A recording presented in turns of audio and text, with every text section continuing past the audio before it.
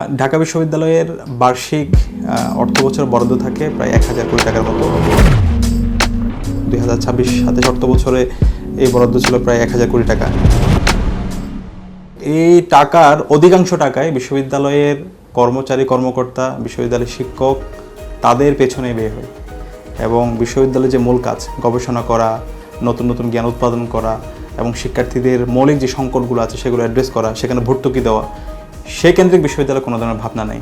এবং ওভারঅল বিশ্ববিদ্যালয়ে যে ব্যয় দেখানো হয়েছে প্রতি শিক্ষার্থীর জন্য 2,52,000 টাকা, এই টাকাটাও দেখা যাবে যদি এটা পার্সেন্টেজ করেন, এখানে 70 থেকে 80% টাকা কর্মচারী কর্মকর্তা শিক্ষকদের বিভিন্ন ধরনের ফ্যাসিলিটিসের পেছনে ব্যবহৃত হয়।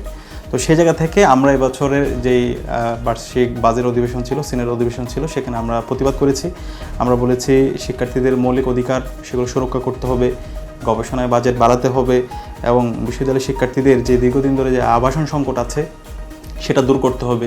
বিশ্ববিদ্যালয়ের অধিকতর উন্নয়ন প্রকল্প 2841 কোটি টাকার যে প্রকল্প, সেই প্রকল্পের আওতায় ছাত্র এবং ছাত্রীদের জন্য মোট 10টা হল নির্মাণ হবে, সেই প্রকল্পের কাজ দ্রুত শুরু করে শেষ করতে হবে। খাদ্যে ভর্তুকি দিতে হবে। এর বাইরে নারী শিক্ষার্থীদের জন্য তাদের জন্য বিভিন্ন ধরনের হাইজিন কিট ব্যবস্থা করতে হবে।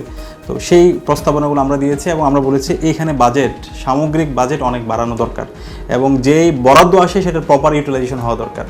আর ডাকসুতে দায়িত্ব নেওয়ার পর থেকে আমরা শুরু থেকে এই কথাগুলো বলে আসছি। যখন দেখছি বিশ্ববিদ্যালয় প্রশাসন তারা পারছে না, আমরা যখন যৌক্তিক শিক্ষার্থীদের সুরক্ষা নিয়ে আমরা যখন কথা বলতে যাচ্ছি, যখন তারা বলছে তাদের বাজেট সংকট, তখন আমরা নিজেরাই বাজেট নিয়ে এসেছি। যেমন বিশ্ববিদ্যালয়ের অনাবাসিক প্রায় 50% প্লাস শিক্ষার্থী, তাদের দীর্ঘদিনের দাবি শনিবারের বাস সার্ভিস চালু করা, সান্ধ্যকালীন বাস সার্ভিস চালু করা। তো আমরা বিশ্ববিদ্যালয় প্রশাসনের কাছে গিয়েছি, তারা বলছে তাদের কাছে বাজেট নাই।